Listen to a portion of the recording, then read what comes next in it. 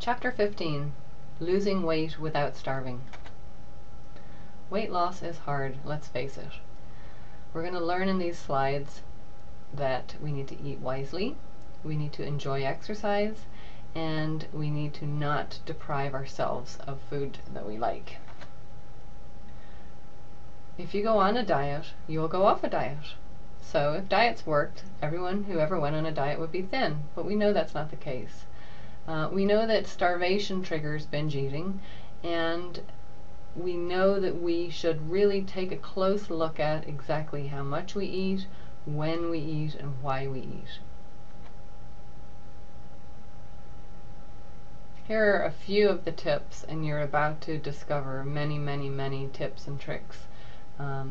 Making sure you get enough sleep, weighing yourself once a week, eating breakfast, eating less than 25% of the total calories from fat, eating the same way every day and not having major binge eating on weekends, exercising regularly, throwing in some high intensity exercise every once in a while, spending about an hour a day at exercise, and doing activities that you enjoy. Weight loss is really about skill power rather than willpower. You've probably heard a lot of people say that I just don't have the willpower to do that. Well, maybe they just need to understand some of the facts. So knowing your body fat percentage is really important. You may already be at a perfectly fine body weight and body fat percentage. Another one is to stop looking at food as fattening. Food is fuel for the body. And you should enjoy eating. Don't let food have power over you. So if you like a food, eat it. Just don't eat it all the time. And we talk about mindful eating rather than eating mindlessly. So think about what you're putting in your mouth. Chew your foods slowly and savor them. Choose whole foods, foods that come from the ground like fruits, vegetables, and whole grains.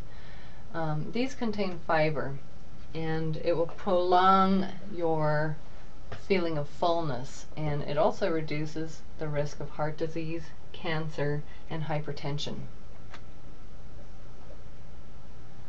Tailor your eating to lifestyle and food preferences.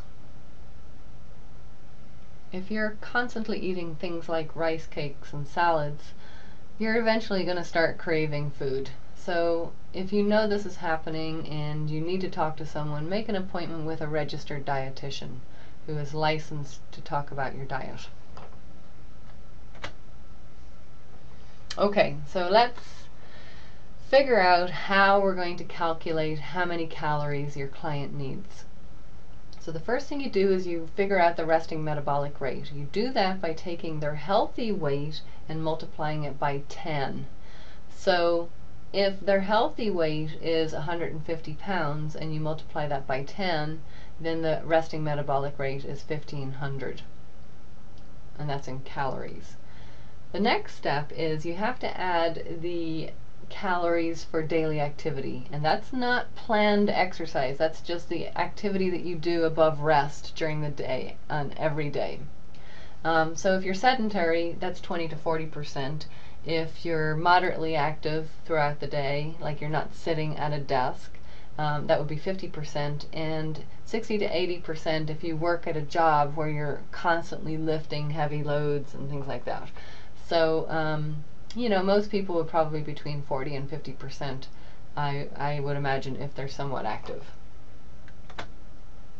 The next step is adding your exercise calories. You can go to acefitness.org and open up their physical activity calculator, or you can just simply Google calculating activity calories and you'll find lots of options. But I looked it up for jogging for 30 minutes for a 150-pound person and came up with 272 calories. So that would be in one day, but you know, if you didn't do that every day, you definitely need to get an average. So don't overestimate what you exercise in terms of calories for this calculation. If you exercise 4 days a week, then multiply that 272 times 4 and then divide it by 7 days. and it actually comes out at 155 for your average per day. So you can see how you might overestimate there. Step 4 is to subtract calories if you want to lose weight. Now, you may not even need to do this because you've already started them out at their ideal body weight and not their actual weight in most cases. So you're already coming out with a lower amount. But if you felt like you needed to subtract some more, just make sure you don't take off any more than 20% of their total recommended calories. The slower and the less amount of calories they take off, the better in the long run. It's going to be more permanent. More suggestions. Never go below the resting metabolic rate calories. So if someone weighs 150 pounds, you multiply that by 10 to get their RMR, that's 1,500 calories. That person should never go below 1,500 calories, and here's why. They'll start using their muscle for energy, and muscle loss will occur. If you decrease the amount of muscle in the body, you're actually lowering the resting metabolic rate, so you'll actually burn less calories at rest. It'll slow down your metabolism. So you do not want to hurt muscle. If anything, you want to add muscle by doing strength training. Females generally need about 1,500 calories, and males generally need about 2,000 calories at a minimum. So those are numbers you really don't want to go under unless you're under the supervision of a doctor or a registered dietitian. Reasonable weight loss would be about a half a pound to a pound per week for people that weigh less than 150 pounds. And it would be acceptable to lose 1 to 2 pounds for heavier bodies. When you see signs up for people losing 30 pounds in 2 weeks or something like that, that's not normal weight loss, and it's certainly not fat loss. They're not losing body fat. They're probably losing water and muscle primarily. So, weight loss happens slowly. Take your total calories and divide them evenly throughout the day. Eat every 4 hours. Ruin your appetite for dinner. In other words, eat a big breakfast and a big lunch. And it's okay for you to have dinner that is a very small meal. You don't want to go home scourging around the kitchen for food that, junk food that you can eat in a hurry because you're starving. You want to be almost full arriving home for dinner. That's where most people make their mistakes. Know the calorie content of commonly consumed foods. So, for example, you can go to myplate.gov, fitday.com, calorieking.com. They're all wonderful websites for looking up how many calories are in certain foods. It's a good idea to at least know that. When you eat meals, make sure you have 3 different food groups within that meal. If you're eating a snack, make sure you have at least 2 food groups within your snack. What we recommend is that you avoid single foods for a meal or a snack. It encourages you to get more variety, get all of your nutrients, your vitamins, and your minerals throughout the day. Count calories loosely in 0 to the closest 0, 50, or 100 calories. Don't obsess with calories. There are more pleasant things to do with your life.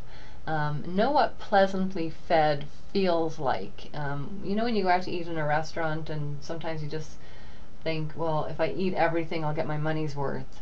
Well, yeah, maybe, but you're adding extra weight to the body, and adding extra stress to your life, and affecting your health.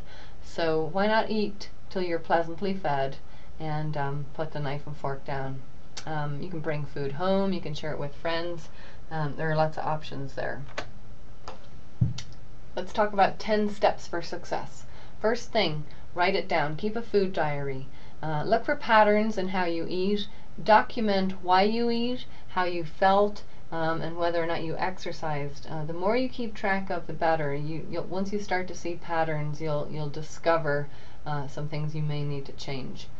Front load your calories. We talked about getting more calories in early in the day, so eat breakfast for a king. Eat slowly. it takes 20 minutes for your brain to know that you're full. So it's a good idea to maybe drink some water, eat some soups, taste food as opposed to shovel food down your mouth into your throat. But just, be aware that it takes time to know that you're full. Eat your favorite foods. You don't have to avoid your favorite foods because you're watching your weight. Budget them into your diet twice a week, and then you won't feel like you're being deprived. But definitely know their calorie content. So whatever your favorite foods are, go ahead and look them up and see how much of a dent they can make into your weight management program. Avoid temptation. So if you go to a party, stay out of the kitchen, stay away from the food. When you go to the grocery store, skip the aisles that you're eventually just going to go grab some because you're hungry. Don't go to the grocery store hungry, by the way. And don't walk by the bakery. They stick the bakery by the front of the store for a reason. Keep a list of non-food activities, okay? Taking a bath, working on a puzzle, going on the internet, but don't sit and eat while you're doing those things. Food is not for entertainment, it is a fuel, but we should certainly enjoy it. Make a realistic eating plan. You don't need to lose weight every day. You don't need to have a caloric deficit every day. In fact, some days it's good to eat a little bit more. Like Sundays, when traditionally people eat larger meals, have that be the day when you actually gain some weight or eat additional calories, and you may find it gives you more energy for the week. You may have to do that a few times a week. So don't try to lose weight every single day. And some people don't know when to stop once they've started losing weight. They kind of feel like they have to keep doing it. It's okay to start maintaining. Schedule exercise. If you don't schedule exercise into your life, you'll probably never do it. That's one thing. But don't over-exercise. Don't push yourself too hard, and don't use exercise for punishment. Exercise for fun and fitness, not for calorie burning. So a good idea is 30 or 60 minutes daily, or 20 to 60 minutes 3 to 5 times a week. But make it fit your schedule. Whatever is realistic is what you're going to do. If you push yourself too hard, it's likely that you'll stop. Make sleep a priority. If you're tired, you're going to be hungry. And secondly, the longer you stay up, longer than you normally would, you're more likely to get hungry because it's been more than 4 hours since you've eaten. So if you just get the right amount of sleep, you're less likely to take in more calories in a 24-hour period. And visualize yourself being fitter and leaner. Start your day with a positive attitude. If you eat well, you'll feel better and you'll exercise better.